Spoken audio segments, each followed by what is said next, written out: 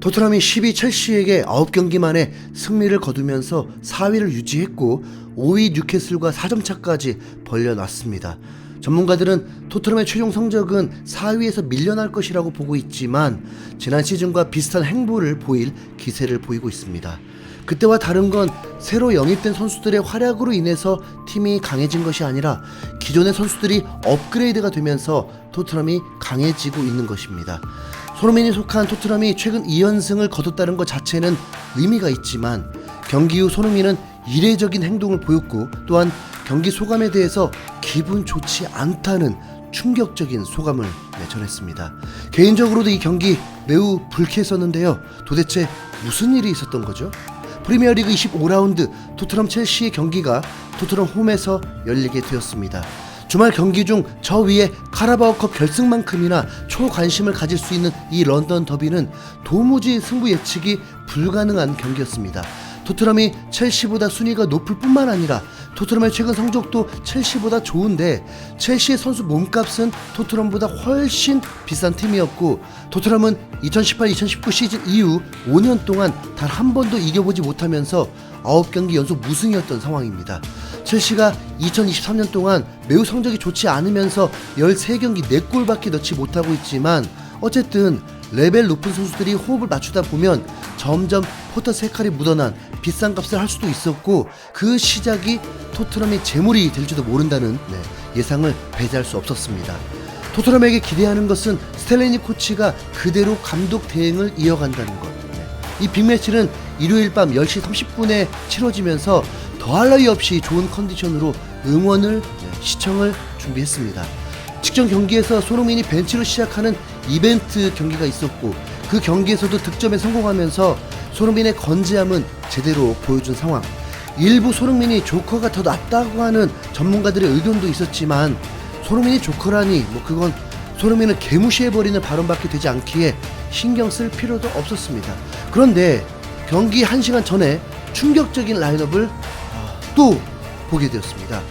손흥민이 또 없는 것입니다. 아니 이게 무슨 그것도 이 빅매치에서 여전히 케인은 있었고 여전히 클리스키는 있었는데 손흥민의 자리에 히샬리송이 또 들어와 있었습니다. 분명 손흥민은 웨스트햄전에서 득점을 하고도 선수라면 선발로 뛰고 싶어한다는 것을 간접적으로 어필했고 손흥민은 컨디션 문제를 전혀 언급도 하지 않았습니다. 스텔레니 코치만 기자회견을 통해서 손흥민의 컨디션 문제를 언급했죠. 손흥민의 존재감만으로도 토트넘에서 손흥민을 대신할 선수는 없다고 했었는데 2게임 연속 손흥민이 벤치가 되는 것을 목격하게 되었습니다. 멀쩡한 손흥민이 2게임 연속 벤치인 것은 2018년 이후 처음 봅니다. 이 충격은 큰 지장이 있었습니다. 어떻게 토트넘을 응원해야 할지 어리둥절했습니다. 속 좁게 손흥민 없이 발리길 바라기도 좀 그렇고 첼시는 비싼 선수들은 죄다 출전시키면서 토트넘을 상대했습니다. 경기도 미식 축구 같았습니다. 양팀 모두 승리를 해야 하는 이유가 충분하고 라이벌 팀이다 보니 선수들끼리 거세게 충돌했습니다. 10여 분 동안 과격한 파울 때문에 경기가 계속 지연되었습니다. 전체적으로는 첼시가 점유율이 더 높았는데 첼시는 1에서 12인가 보다라고 충분히 느낄 수 있었습니다. 토트넘을 압박하고 패스 줄기도 나쁘진 않지만 제대로 된 공격을 보여주지 못했고 그나마 팰리스에게 골문 앞에서 기회가 왔지만 다리 길이가 좀 짧았습니다. 토트넘은 점유율은 밀렸지만 매우 견고한 수비를 보여줬습니다. 지난 웨스트햄전에서 승리했을 때와 똑같은 라인업으로 들고 나왔는데 첼시를 인정하면서 5백을 기반으로 경기 임했고 전혀 물샐 틈이 없었습니다. 거기다 벤 데이비스가 확실히 페리시치보다 역할 수행을 잘 해내면서 기회를 만들 줄 알았습니다. 그리고 훨씬 잘 뛰니까 수비 커브도 잘 소화해냈습니다. 자, 그럼 손흥민 대신 출전한 히샬리송은 그냥 공격 진영에서 열심히 수비하고 있었습니다. 호이베르가 이번 경기에서도 이를 낼 듯한 중거리 슛을 보이면서 골대를 맞췄는데 토트넘의 기회는 그게 다였습니다. 전반전에도 이미 불쾌함은 그대로 이어졌습니다. 왜냐하면 케인이 대놓고 미들라이커를 맡아줬는데 아니 애초부터 그럴 작전이면 도대체 손흥민을 왜 뺀 겁니까? 왜요? 참 진짜 라인을 깨면서 침투할 선수는 손흥민밖에 없는데 히샬리송은 그런 타이밍 잡을 선수가 안 되고, 클루세스키는 지능은 될지라도 결국 상대 수비에 잡힐 스피드인데 케인이 왜 내려와서 플레이하냐고요. 네. 참. 그러니까 뭐 전혀 재미없는 경기였죠. 전반전 꾸역꾸역 마쳤습니다. 첼시는 그래도 최근 경기들에서 슈팅 수가 늘어났는데 토트넘의 질식 수비에 숨막혀 했습니다. 솔직히 전반전 결과는 원하는 대로 흘러가긴 했습니다. 토트넘은 지난 시즌에도 수비가 겁나게 잘 돼서 실점이 매우 적었던 팀이었고, 그래서 4위를 오를 수 있었습니다. 레스터 시티전 빼고 최근 경기들이 점점 실점이 줄고 있다는 게 가장 큰 수확이라고 봐야죠. 이런 경기력이면 후반전에 손흥민의 이른 투입이 될 수 있었습니다. 손흥민은 경쟁에서 밀려서 벤치가 아니라 컨디션 보호 차원이라고 했으니까요. 후반전에 살짝 변수가 생깁니다. 시작한 지 1분 만에 스킵이 제대로 원더골을 넣어버리면서 앞서 나가버렸습니다. 스킵은 이미 직전 경기 웨스트햄전에서도 선발 출전해서 벤탄쿠르가 전혀 생각나지 않게 좋은 활약을 펼쳤는데, 이번엔 아예 토트넘에서 정말 보기 드문 미드필더 원더골을 보여줬습니다. 박스 바로 바깥쪽에서 발등에 제대로 맞으면서 강력한 중거리 슛이었습니다. 이 어린 22살 선수에게 이런 원더골은 자신감을 더욱 끌어올려주게 만들죠.